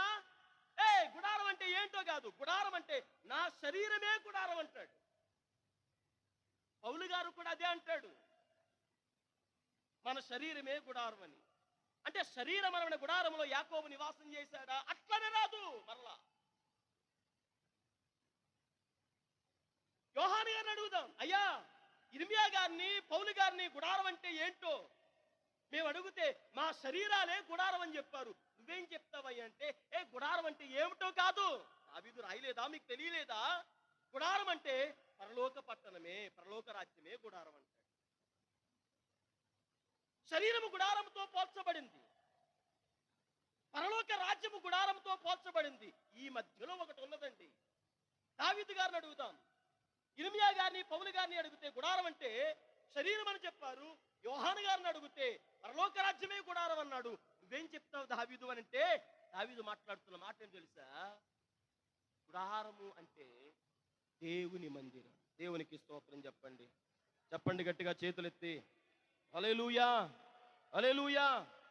శరీరమనబడిన గుడారములో నుండి మందిరమనబడిన గుడారములోనికి వెళ్ళి మన మన జీవితాలు, మన బ్రతుకులు కూడా సక్రమంగా కొనసాగించబడితే పరలోకమైన గుడారంలోకి వెళ్తాం సార్. అదండి పరమార్థం. శరీరమైన ఈ గుడారం జాగ్రత్త మనం కాపాడుకొని దేవుని మందిరమైన గుడారంలోకి మనం వెళ్ళి భక్తిని, జీవితాన్ని, యాత్రను కొనసాగించుకుని విశ్వాసంతో జీవిస్తే చచ్చిన తర్వాత పరలోక రాజ్యం అనబడిన గుడారంలోకి మనం వెళ్ళిపోతాం. ఈ రెండింటికి మధ్య ఉన్న గుడారం గురించి మాట్లాడుకుందాం. అంటే యాకోబు గుడారంలో నివసించాడు అని అంటే ఇబ్రీ పత్రికలో రాయబడుతుంది, ఉపమాన అలంకారంగా రాయబడ్డాయి. ఆ చదవద్దు, 9వ అధ్యాయంలో రాయబడుతుంది. ఆ గుడారము ఇప్పుడు గుడారమైనటువంటి దేవుని మందిరానికి సాదృశ్యంగా ఉన్నదంటాడు. యాకోబు ఆ గుడారంలో నివసించాడు. ఏ గుడారమో తెలియదులే, కానీ ఆ గుడారము ఇప్పటి మందిరం అన్న గుడారానికి పోల్చి చెప్పాడు. అంటే గుడారం అంటే ఏమిటో కాదు. ఎబ్రీ పత్రిక ప్రకారం గుడారం అంటే దేవుని మందిరం. అంటే యాకోబు ఎక్కడ నివాసం చేశాడు, ఎక్కడ బ్రతికాడంటే దేవుని మందిరం అనబడినటువంటి గుడారంలో నివాసం చేశాడు. కాబట్టి యాకోబు కానీ దేవుడు అయిపోయాడు. స్తోత్రం చెప్పండి. చెప్పని మాట్లాడుకుందాం. వర్తమానం అయిపోయింది సార్, మాట్లాడుకుందాం.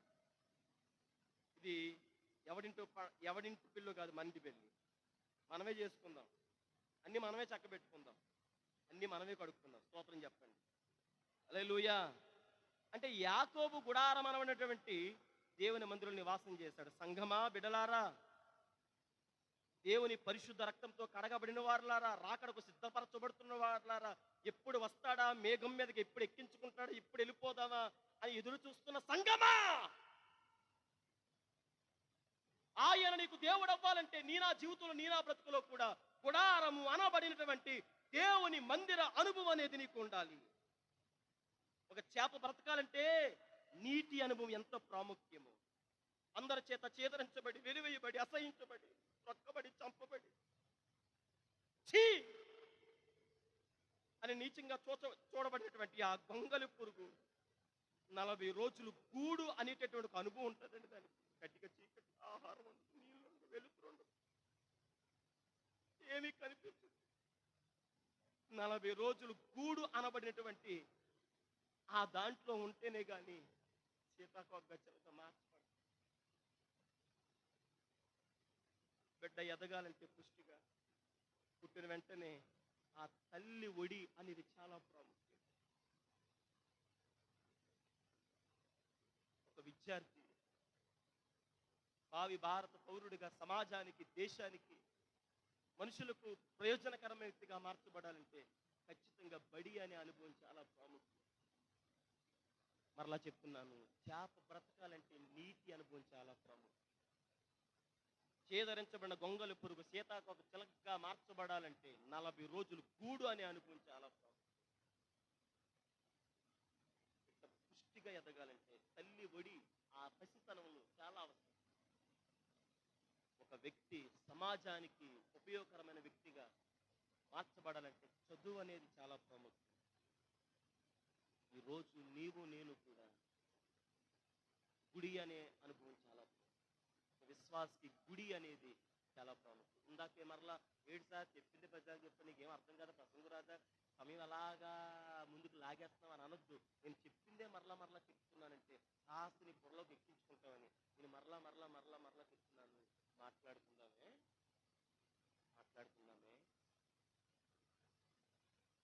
నేను చచ్చిపోతాను నీటి అనుభవం లేకపోతే అని చేప నీటిలోనే ఉంటుంది సార్. నా బ్రతుకు, నా జీవితం మార్చబడాలి. ఎవరైతే నన్ను ఈరోజు పుట్టారో, వెలివేస్తున్నారు, చేదరించుకున్నారో వాళ్ళందరినీ నెత్తుకుని ముద్దాడాలని చెప్పి ఆ 40 రోజులు దొంగలకు అక్కడే ఉంటారు సార్. పుష్టిగా ఎదగాలంటే నా తల్లి ఒడిలో ఉండాలి, ఆమె రొమ్ము పాలు తాగాలని చెప్పి ఆ బిడ్డ రొమ్ము పాలు తాగు బ్రతుకుతారు సార్.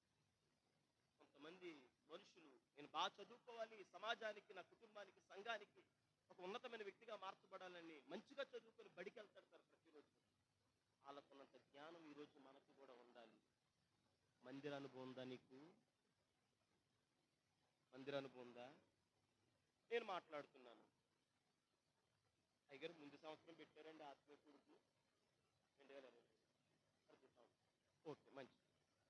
ముందు సంవత్సరం ఆత్మీయ కూడుకల దగ్గర నుంచి ఈ సంవత్సరం గతం గత హే పాత వదిలేయండి. ఒక సంవత్సరం వ్యవధిలో మనం మాట్లాడుకుందాం. ఒక సంవత్సరం వ్యవధిలో ఆ ముందు సంవత్సరం జరిగిన ఆత్మీయ కూడుకల దగ్గర నుంచి ఈ సంవత్సరం జరిగినటువంటి ఈ ఆత్మీయ కూడుకల వ్యవధిలో మధ్యలో రమారం ఇంచుమించు ఒక సంవత్సర కాలమానం ఉంది.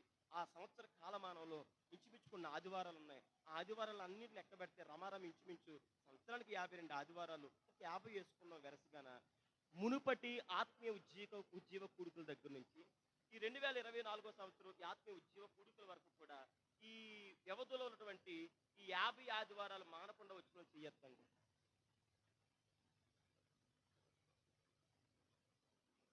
మీరు ఎత్తకపోయినా పర్లే, మీరు చాలా మంది మానేస్తారు, నాకు ఆ విషయం తెలుసు. మీరు ఎత్తకపోయినా పర్లే, నేను చెప్తున్నాను, రాజు నాన్నగారికి మీరు సమాధానం చెప్పవసరలే, నాలాంటి గాడిదకు ముందే సమాధానం చెప్పవసరలే. మన మధ్యలో పరిశుద్ధాత్ముడు దేవుడు సంచరిస్తున్నాడు, ఆయనకి జవాబు చెప్పి ఇక్కడ నుంచి వెళ్ళిపోండి. ఎందుకు మానేసావు? ప్రతి ఆదివారం దేవుని మందిరంలో ఉండాలి కదా, ప్రతి ఆదివారం దేవుని సంధిలో ఉండాలి కదా, మరి ఎందుకు మానేసాం?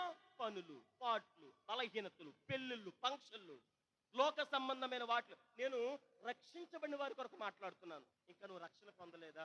ప్రార్థన చేసుకో, మనసు మార్చుకో, బ్రతుకు మార్చుకో, జీవితం మార్చుకో, దగ్గరికి రా, ప్రార్థన చేయించుకో, సిద్ధపడు, బాప్తిసం తీసుకోవడానికి రెడీ అయిపో. నేను ప్రక్కన పెడుతున్నాను.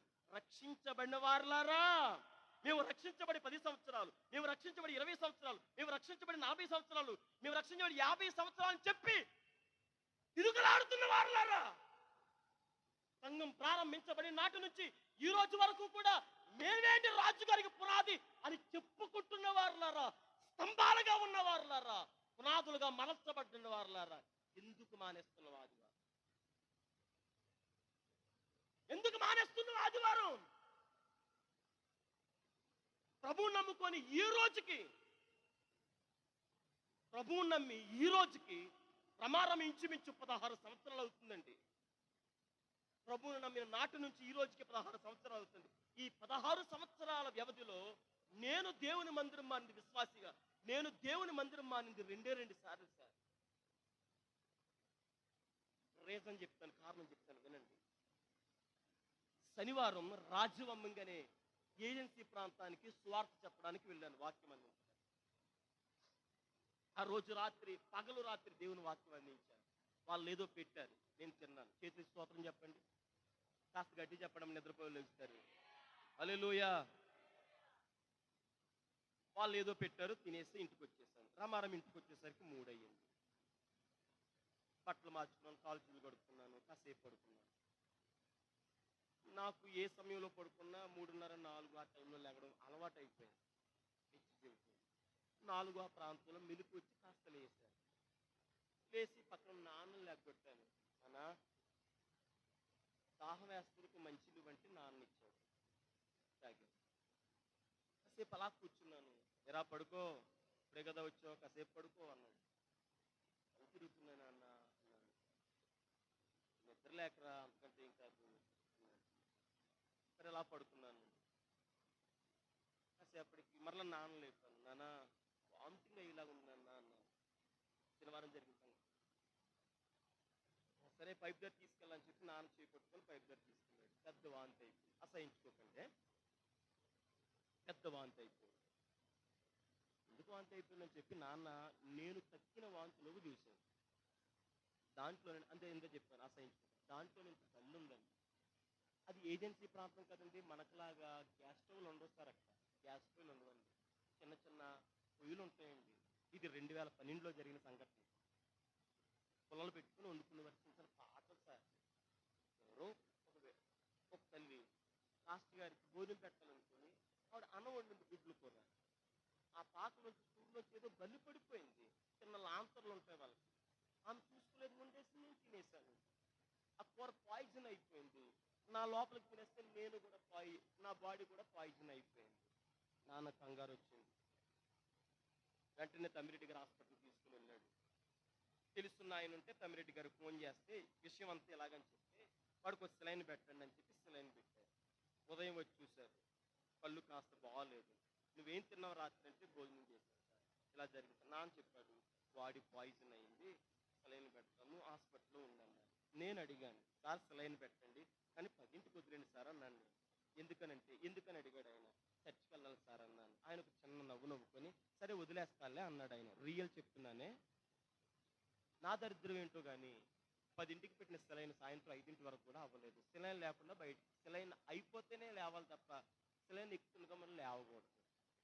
ఆ రోజు మంచం మీద ఉండి నేను చాలా ఏడ్చానండి. నా బలహీనతతో మంచాన పడిపోయి హాస్పిటల్లో ఉండి మందులు మానేసానండి. రెండోది, శనివారం తెల్లవారుజామున అమ్మమ్మ చచ్చిపోయింది. ఆవిడ ఒక్కరితే. మా ఇంట్లో నేను ఒక్కడే ప్రభువు నమ్ముకున్నాను, ఇంకెవ్వరూ ప్రభువు నమ్ముకోలే. ఇంటికి పెద్దది ఆవిడ ఒక్కరితే. అమ్మమ్మ చచ్చిపోయింది. ఆదివారం ఉదయాన్నే లేచిన, స్నానం చేశాను, బట్టలు వేసేసుకున్నాను, మందిరానికి వెళ్ళడానికి రెడీ అయిపోయాను. అమ్మ చేయి పెట్టుకొని ఆపింది. ఎక్కడికి రా, చర్చికమ్మా. శవం ఇంట్లో ఉండగా చర్చికి వెళ్ళడం ఏంటరా? నాకేంటి సంబంధం? రక్షణ పొందాను కదా నేను. మీరు ఏదో చేసుకుంటారు కదా, మీరు చేసుకోండి. తమ్ముళ్ళు ఉన్నారు కదా, నాన్న ఉన్నాడు కదా, మీరు చేసుకుని నాకేంటి సంబంధం? నేనేమైనా అది పట్టుకోవాలా, నేనేమైనా మొయ్యాలా తాగి? నాకేంటి సంబంధం? నేను ఇవన్నీ కూడా చేయకూడదు అని చెప్పాను. తప్పురా, అలాగ అనకూడదు. భక్తి అంటారా, ఇది కసాయితనం అంటారా అన్న. మా అయ్యకి ఫోన్ చేశాను, పాస్టర్ గారికి, ఇలాగ ఉందని పరిస్థితి అంటే, నాన్న నువ్వు ఒక్కడవే ప్రభువు నమ్ముకున్నావు, ఇంట్లో ఎవరు నమ్ముకోలేదు కాబట్టి వాళ్ళకి అర్థం కాదు చెప్తే, ఉండిపో అని చెప్తే ఆ రోజు ఉండిపోయాను సార్. నేను చెప్తున్నాను సార్, 13-14 సంవత్సరాల వయసులో 2 ఆదివారాల మందిరం మానేశాను. నేను ఈ రోజుకి ఏడుస్తాను. రేపు పొద్దున్న క్రీస్తు న్యాయపీఠం దగ్గర నిలబడి బలా నమ్మకమైన మంచి దాసుడా అని అనకముందు వచ్చిన మాట అడుగుతాండ్రా, నేను చెప్తావా అని ఆయన అడిగితే, ఒకవేళ ఈ 2 ఆదివారాల గురించే ప్రస్తావిస్తే నేను ఏం చేయగలను చెప్పండి? బలహీనత వచ్చిందని మందిరం మానేసావా? అమ్మమ్మ చచ్చిపోయిందని మందిరం మానేసావా? యాక్సెప్ట్ చేస్తాడో చేయదో తెలియదండి నాకు ఈ రోజు వరకు కూడా. నేను ఈ రోజు కూడా నా వ్యక్తిగత ప్రార్థనలో ఈ 2 అంశాల కొరకు ప్రార్థన చేస్తాను. నాయనా 2 వారాల మందిరం మానేస్తానయ్యా, నన్ను క్షమించయ్యా అని ఈ రోజు కూడా నేను ఏడుస్తాను. ఒకవేళ నాకున్న నిరీక్షణ, నాకున్న ధైర్యం, కారణం ఉంది కాబట్టి దేవుడు యాక్సెప్ట్ చేస్తాడు ఖచ్చితంగా. నేను అడుగుతున్నాను, నీకు ఈ కారణం ఉందా? మంచం మీద హాస్పిటల్లో ఉన్నావా, దాని ప్రక్కన పెట్టు. ఇంట్లో ఎవరో చనిపోయావా, చనిపోయారా దాని ప్రక్కన పెట్టు. ఈ 2 కాకుండా ఎవరో ఫంక్షన్ పెట్టుకున్నారని, ఎవరో ఏదో చేశారని, ఎవరో ఎక్కడికో రమ్మన్నారని, ఏదో పని ఉందని చెప్పి, కాస్త నలతగా ఉందని చెప్పి, కాస్త తలపోటుగా ఉందని చెప్పి, కాస్త వాతావరణం బాగోలేదని చెప్పి ఈ రోజు మందిరం మానేసిన వాళ్ళు ఎంతమంది ఉన్నారు సార్? ఆదివారం క్రీస్తు న్యాయపీఠం ఎదుటి నిలబడినప్పుడు నిన్ను నన్ను ఆయన ప్రశ్నించే కొన్ని ప్రశ్నల్లో ఇదొక్క ప్రశ్న, ఎందుకు మానేస్తావు? ఎందుకు మానేస్తున్నారు దేవుని మందిరాన్ని? మందిరం అంటే ఆషామాష అయిపోయింది. ఎందుకు సార్ దైవజన్ ఇక్కడ పెట్టాడు? ఇంత పెద్ద మందిరాన్ని ఆయన చేత ఎందుకు కట్టించాడు సార్? మీకోసం కాదా? ఈ రోజు లోక సంబంధమైన వాటి మీద ఉన్నంత ఆసక్తి ఈ రోజు దేవుని మందిరం మీద ఉండలేదు. నేను మానిన వాళ్ళ గురించి మాట్లాడుతున్నాను. క్రమం తప్పకుండా దేవుని మందిరానికి వస్తున్న వారి గురించి కాదు. నిశ్చయంగా చెప్తున్నాను, దేవుని ఆశీర్వదిస్తాను. నీకు ఒక మాట తెలియాలని చెప్తున్నాను. నేను ఇంకో మాట కూడా చెప్తున్నాను, అయ్యేమనుకున్నా పర్లేదు, నువ్వు దూరంగా ఉన్నావా, ద్రాక్షారామానికి దూరంగా మందిర సమయానికి రాలేనటువంటి ఆ దూరంలో ఉన్నావా, అక్కడున్న ఎక్కడో ఒక మందిరానికి వెళ్ళు, తప్పేవులే. అయ్యకి ఫోన్ చేసి, అయ్యా ఆ సమయానికి నేను రాలేనయ్యా, ఈ రోజు నేను పలానా ప్రాంతంలో ఉన్నాను, నేను మందిరానికి వెళ్తున్నా అని చెప్పి ఇంటిమేషన్ చేయి. ఆవిడ వచ్చిందని, ఒంట్లో బాగోలేదని, చుట్టాలు వచ్చారని, పని అవ్వలేదని, బట్టలు అవ్వలేదని, మా ఆయన ఉండిపోమని మా బిడ్డలు వద్దన్నారని, ఎవరో ఫంక్షన్ పెట్టుకున్నారని, ఎవరో కార్యక్రమం చేసుకున్నారని నీవు మందిరమ్మా అంతే ఇలాగ దేవుడు అయిపోతాడు. ఇలాగ దేవుడు అయిపోతాడు. ఇలా మాట్లాడుతున్నా అని చెప్పి ఏమనుకోవద్దు. ఒక వేశ్య తన వృత్తికి న్యాయం చేస్తుంది. ఒక దొంగోడు తన వృత్తికి న్యాయం చేస్తున్నాడు. అది తప్పే. నిత్య జీవానికి చేర్చేటటువంటి, నేను చెప్పాను, శరీర మనవడిన గుడారములో నుండి పరలోక రాజ్యం అనబడినటువంటి ఆ గుడారంలోనికి వెళ్ళాలంటే మధ్యలో దేవుని మందిరం అనబడిన ఈ గుడారంలో తిన్నంగా ఉండాలి సార్. ఇక్కడ నువ్వు తిన్నంగా ఉండాలి. రండి ఆదివారం మందిరానికి, రండి దేవుని ఆదివారం మందిరానికి. ఒకవేళ మీరు అనుకోవచ్చేమో, నేను మందిరానికి వస్తే అయ్యకే లాభమని. మీరు మందిరానికి రావడం వల్ల అయ్యకి ఏమి లాభలే. మీరు వస్తూ 10 రూపాయలు ఇస్తారని కాదు సార్, మీరు వస్తూ 100 రూపాయలు ఇస్తారని కాదు సార్. పిలిచినోడు నమ్మదు. మీరు పిలిస్తే వచ్చినోడు కాదు ఆయన. మీరు పిలిస్తే వచ్చినోడైతే ఎప్పుడో ద్రాక్షారం వదిలి పోవాలి సార్. ఆయన పిలిచినోడు ఒక ఆయన ఉన్నాడు, ఆయన నడిపించినోడు ఒక ఆయన ఉన్నాడు, ఇక్కడ పెట్టినోడు ఆయన ఉన్నాడు. ఆయన అన్నాడు, రే నాన్న ఏమంటున్నా ఇలాగంటున్నాను. ఆయన అంటాడు, రే ఈ గేదె కొలన్నీ నేను ఇస్తాను, అప్పగించిన మంద జాగ్రత్త కాయని చెప్పి ఆయన కూలోడి కింద పెట్టుకున్నాడు సార్. ఆయన ఇచ్చుకుంటాడు సార్ చేత. ఆకుల ద్వారా రొట్టె ఇవ్వలేదా? పిండి ఉందయ్యా. ఆ ఓడు ఆకలి అంటున్నాడు, కరువు తాండవిస్తుంది, కొంచెం పిండి కొంచెం నూనె ఉంది. పొద్దున్నుంచి ఏడ్చేస్తున్నాడు ఆకలి. మంట మండించడానికి పుల్లలు లేక 4 పుల్లలేరి మంట మండించి చిన్న అప్పు వేసి ఆ కొడుకు నేను తిందామని ఇక్కడికి వచ్చానయ్యా. అది చిన్నోడయ్యా, నువ్వేమో మంచినీళ్ళు అడిగావు ముందు, తెస్తానంటే 4 అడుగులు వేస్తే వెనక్కి పిలిచి నాకు ఆకలి వేస్తుంది చిన్న రొట్టెతే అంటున్నావు. నేను ఎక్కడి నుంచి ఇస్తానయ్యా?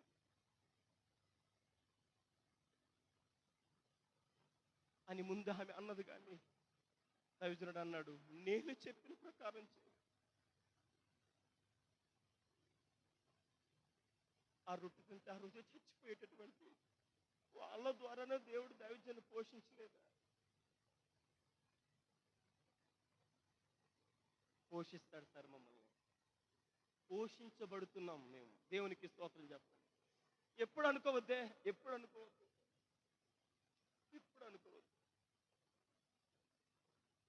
తెలంగాణ సైడ్ కొన్ని సంఘాలు ఉన్నాయి, వాళ్ళకి తలపొగరు ఎక్కువ విశ్వాసులకి.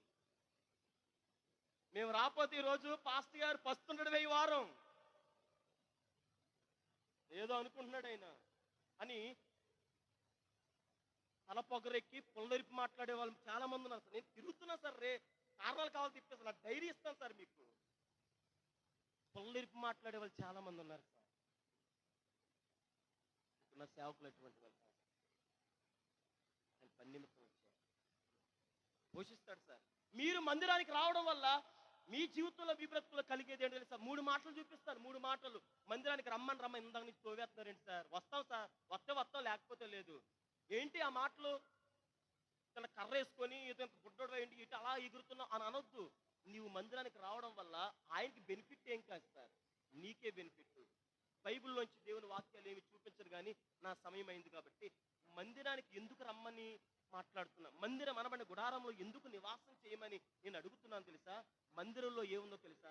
కీర్తన గ్రంథంలో రాయబడుతుంది, నీ మందిరంలోని మేలుంది. స్తోత్రం చెప్పండి గట్టిగా, చేతులు ఎత్తే హల్లెలూయా, హల్లెలూయా. మందిరానికి ఎవరైతే వస్తారో దేవుడు వారికి మేలు చేస్తాడు సార్.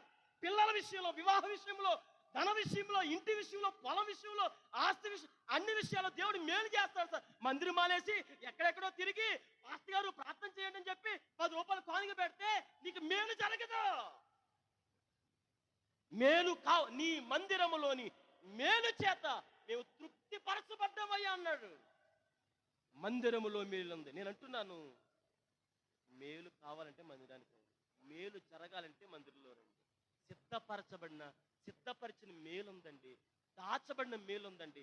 ఆ దాచబడిన సిద్ధపరచబడిన మేలు నీ జీవితంలోనికి, నీ కుటుంబంలోనికి, నీ బిడ్డల జీవితాల్లోనికి దేవుడు ఆ మేలును చెయ్యాలి అనంటే మందిరానికి రావాలి. ఎందుకు దేవుని మందిరంలోని మేలు ఉందంటే, మేలు చేసేవాడు ఎవడు బయట లేడు. అందరూ కీడు చేసేవారే.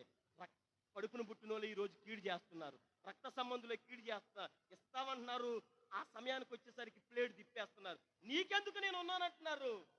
కష్టం వచ్చినప్పుడు వెనక్కి వెళ్ళిపోతున్నారు. మేలు చేయువాడు ఎవరు లేరు సార్ ఈ ప్రపంచంలో.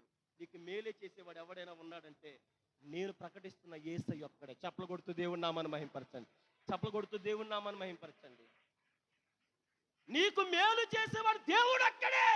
మేలు చేసేవాడిని వదిలి మేలు చెయ్యని వాడి దగ్గరికి వెళ్ళి నువ్వు ఏడుస్తున్నావే.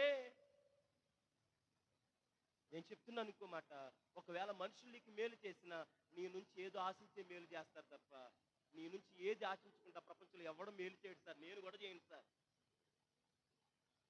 ఏది ఆశించకుండా నిస్వార్థంగా నీ పట్ల మేలు చేసేవాడు దేవుడు ఒక్కడే. మందిరములో మేలు. రెండవది, మందిరంలో ఏముంది? చదవద్దు తీయద్దు. 118వ కీర్తనలో యెహోవా మందిరములో నుండి ఆయన మిమ్ములను ఆశీర్వదిస్తాడు. దేవుని మందిరంలో ఉన్నవారినే దేవుడు ఆశీర్వదిస్తాడు సార్. మందిరం మానేసి అక్కడెక్కడెక్కడెక్కడ తిరిగితే దేవునికి ఆశీర్వాదం నీకు రాదు. ఈరోజు నేను చెప్తున్నాను, ఆత్మీయంగా నువ్వు ఆశీర్వించబడాలంటే, ఆర్థికంగా నువ్వు ఆశీర్వించబడాలంటే, భౌతికంగా నువ్వు ఆశీర్వించబడాలంటే ఖచ్చితంగా ఆశీర్వదించే దేవుని మందిరానికి నువ్వు వస్తే ఈ 3 ఆశీర్వాదాలు నీ తల మీద దేవుడు ఇండుగా కొమ్మరిస్తాడు. దేవునికి స్తోత్రం చెప్పండి. వాగ్దాన ప్రకంగా, ప్రవచనాత్మకంగా నేను చెప్తున్నాను, ఎవరైతే ఏ ఆదివారం మానకుండా దేవుని మందిరంలో ఉంటారో చెప్తున్నారని బలిపీఠం దగ్గర బైబిల్ చేత పట్టుకొని 28వ ద్వితీయోపదేశకాండం 28వ అధ్యాయం 3 నుంచి 14 వచనాలు ఉన్నాయి. రమారం ఇంచుమించు 23 ఆశీర్వాదాలు ఉన్నాయి. ఆ 23 ఆశీర్వాదాలు ఎవరి తల మీదకి దేవుడు పంపిస్తాడో తెలుసా? మందిరములో ఉన్న వారి మీదకి, మందిరంలో ఉండి ఆయన మాట వినేవారి మీద.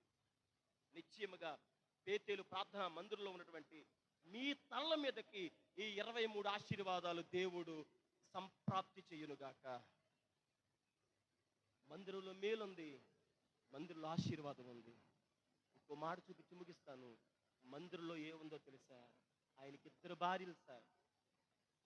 దేవుడు పెద్దదాన్ని జ్ఞాపకం చేసుకున్నాడు, పిల్లల్ని ఇచ్చాడు. పెద్దదానికి ఎప్పుడైతే పిల్లల్ని ఇచ్చాడో చిన్నదానికి కోరి ఏర్పడిపోయింది. పిల్లలు లేరు, ఏం చేయాలో అర్థం కావట్లే. సూటిపోటి మాటలు. అక్కకు పుట్టిన బిడ్డను తీసుకొచ్చి భుజం మీద ఎత్తుకుంటే, తొడ మీద కూర్చోబెట్టుకొని 4 చక్కని మాటలు చెప్తా ఉంటే అక్కొచ్చి జబ్బ పట్టుకొని పిల్లలు లాక్కొని వెళ్ళిపోయేదండి. ఎందుకు అలా లాక్కొని వెళ్ళిపోతున్నావు అని చెల్లి అడిగితే, ఊరుకోమ్మ, నీలాంటి ఇగో నా బిడ్డలకు పెళ్ళిళ్ళు అవ్వాలి, వాళ్ళకు కూడా పిల్లలు కలగాలి, నీలాంటి కొట్టు మోద్దాని చెయ్యి వీళ్ళ మీద పడితే వీళ్ళు నీకులాగే మారిపోతారు. మనిషి శరీరానికి సంబంధించిన ఎన్ని గాయాలైనా భరించగలడు సార్. మా హృదయం మీద పుట్టిన గాయం మానుకోగలరా? ఎన్ని ఏసడింపులో, ఎన్ని అవమానాలు, ఎన్ని నిందలు. బొవ్వ తినడం మానేసింది, అలా నీరసంగా ఉంది. భర్త అడిగాడు, ఏంటి భోజనం చేయడం మానేస్తున్నావు? నీకు పెట్టిన అన్నం, నేను కాస్త మీ కథ రూపంలో చెప్తున్నాను, నీకు పెట్టిన అన్నం అలాగే ఉంటుంది, ఒంట్లో బాగోలేదా, హాస్పిటల్ తీసుకెళ్ళనా అంటే, ఏమీ లేదండి ఒంట్లో బాగానే ఉంది. మరి ఎందుకు భోజనం చేయడం మానేస్తున్నావు? ఏమీ లేదండి. చెప్పు, నాతో చెప్పడానికి నీకు ఎందుకు సిగ్గు అవమానం? నాతో చెప్పంటే అక్క ఇలా మాట్లాడుతుంది, నిన్న ఇలా మాట్లాడుతుంది. ఈ అన్ని బాధలు, ఇవన్నీ అవమానాలు పిల్లలు లేకే కదా నాకు కలిగింది. దేవుడు ఏంటండి ఎంత నీతికి యథార్థంగా బ్రతుకుని నా జీవితం ఇలా చేశాడు అని చెప్తూ ఉంటే ఎంత మంచి భర్త తెలుసండి. నేను ప్రార్థన చేస్తున్నానండి, అటువంటి భర్తలు ఈ ద్రాక్షారామ పరిసర ప్రాంతాల్లో దేవుడు లేపునుగాక. ఎంత మంచి భర్త తెలుసా?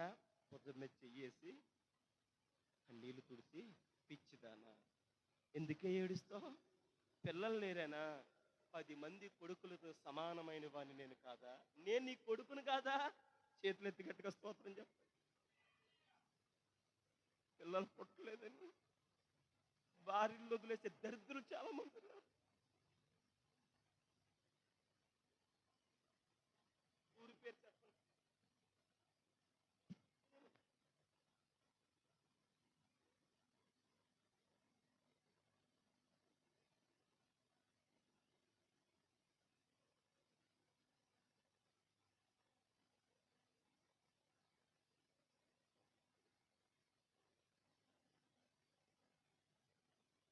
ఈరోజు ఈ సమాజం ఎలాగుందో తెలుసా? పిల్లలు పుట్టలేదని భార్యలు వదిలేసిన భర్తలు ఉన్నారు. పిల్లలు పుట్టలేదని అత్త మామల చేత భయంకరంగా శోధించబడి హింసించబడుతున్న కోడళ్ళు ఉన్నారు. అటువంటి సమాజంలో బ్రతుకుతున్నాం మనం. ఎంత మంచోడో తెలుసా? ఎలకన్నా పిచ్చిదానా, ఎందుకే ఏడుస్తావు? రాజయ్య గారు ఆత్మీయ కూడుకులని 3 రోజులు ఏర్పాటు చేశారు. ప్రతి సంవత్సరం మీటింగ్ అయిపోయిన తర్వాత ఇంటికి వచ్చేస్తున్నాం కదా, ఈ సంవత్సరం మనం ప్రతిష్ఠించుకుందాం, ఇంటికి రావద్దు, 3 రోజులు మందిరంలోనే ఉందాం. నీకు నువ్వు ప్రార్థన చేయి, నాకు నేను ప్రార్థన చేస్తాను అని చెప్పి ఆ 3 రోజులు కూడా ఆత్మీయ కూడుకలలో హన్న, ఎల్కానా వీళ్ళిద్దరూ మోకరించి ప్రార్థన చేయడం ప్రారంభించారు. అంగలార్చడం ప్రారంభించారు. విజ్ఞాపన చేయడం ప్రారంభించారు. ఈమె ఎంతగా ప్రార్థించిందనంటే ఇంకా ప్రార్థన చేయడానికి ఓపిక లేక, శక్తి లేక విధాల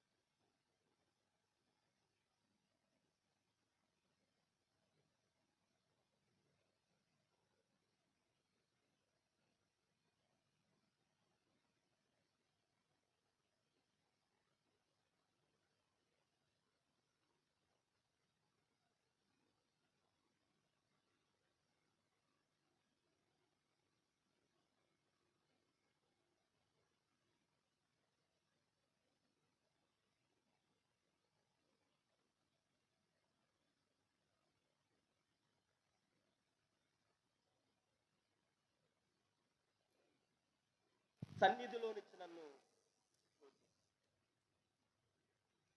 నీ సన్నిధిలో నుంచి నన్ను త్రోసివేయొద్దని దావీదు పరుపు తేలిపోయే అంత కన్నీరు కాచి ప్రార్థన చేస్తాడు.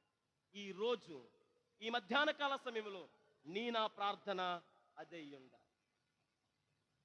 యాకోబు గుడారంలో నివసించాడు. గుడారం అనగా దేవుని మందిరం. మందిరం అనబడిన గుడారములో యాకోబు నివసించాడు కాబట్టి యాకోబుకి దేవుడయ్యాడు ఆయన. స్తోత్రం చెప్పండి. హల్లెలూయా. ఈరోజు యాకోబుకు దేవుడైన వాడే నీకు దేవుడు అవ్వాలంటే గుడారం అనబడిన దేవుని మందిరంలో నివాసం చేస్తాం. దావీదు తీర్మానం తీసుకుంటాడు, నేను చచ్చిపోయేంత వరకు చిరకాలము నీ మందిరంలోనే ఉంటానయ్యా అని చెప్పి నివాసం చేసుకున్నాను. అయిపోయింది. రాత్రికి ఒక 2-3 గంటలు కూడుకుంటామేమో, అయిపోయింది. ఆఖరి చివరి ఉదయకాలపు కూడుకులో మనం ఉన్నాం. ఏ తీర్మానం చేసుకుంటా, ఏ ఒప్పందం చేసుకుంటా? వచ్చారు, పాడారు, ఆరాధించారు. నేను ఏదో 4 మాటలు చెప్పాను, విన్నారు. నేను ప్రార్థన చేసుకొని వెళ్ళిపోదామా? అప్పటితో అయిపోయింది ఈ జీవితం. ఒక నిర్ణయం తీసుకోవద్దా? ఒక ఒప్పందం చేసుకోవద్దా? ఒక చిన్న ప్రమాణం చేయొద్దా? లేచి నిలబడండి. ఓపుకున్న వాళ్ళు లేచి నిలబడండి.